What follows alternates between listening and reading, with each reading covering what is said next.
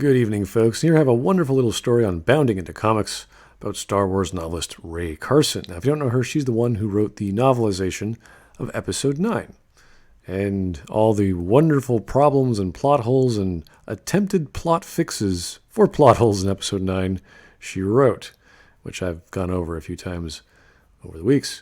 So here she's back on Twitter, because that's what these people like to do, and just kind of putting her foot in her mouth as far as being a Star Wars fan. So the whole thrust of this article is that to say that Disney is hiring people who don't know Star Wars.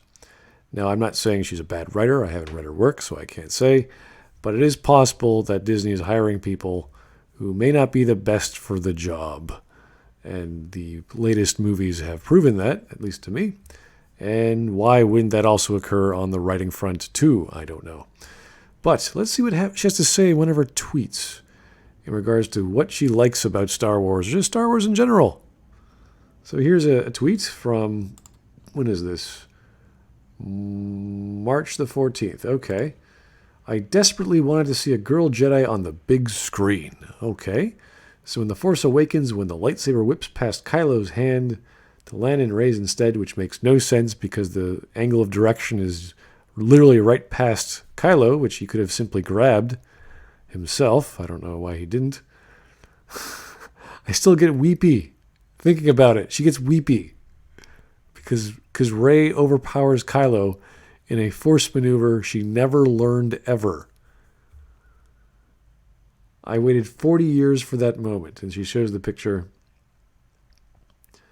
of, what is this, Star Wars Refuge, and unfortunately that tweet isn't available, so I can't see it. Now, okay, I mean, maybe she forgot a lot of the other movies where there were plenty of female Jedi. Let's also forget that Rey is not a Jedi in Episode 7. She barely knows anything, but magically she knows everything. So, and of course there's people that are there to remind her that the prequel trilogy was a thing. So you forgot Yaddle. Then there's all these other characters whom I don't know, but they're certainly Jedi, and they certainly were involved in Episode 1, 2, and 3, or is it just 1 and 2? I can't recall exactly. But there were plenty of females who had lightsabers. And here's a list. I don't know any of these people, so there you go. Some of these are actually probably in the Clone Wars and other secondary sources, but there's plenty of them in the Star Wars world.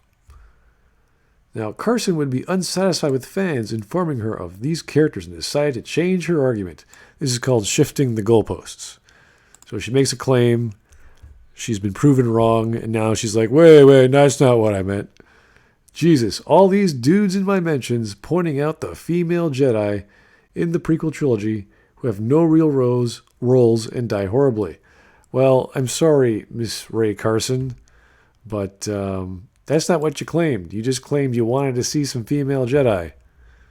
And not only is Rey not a female Jedi, there's plenty of female Jedi in the prequel films. But you can't admit to being wrong. Of course not. I guess I should have been happy with some quick cameos. I mean, that's all we women deserve. Am I right? Again, now she's trying to play, oh, you just want, they're female. It's like, no, darling. You have been disproven wrong with your claim. You made a claim, and you've been proven wrong with evidence, pictures, names. I guess we can go to time indexes if we were serious about proving her wrong.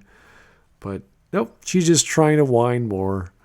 This is what I wanted. So we don't actually know what she wants anymore. Apparently she just wanted Rey being a main character. I don't know.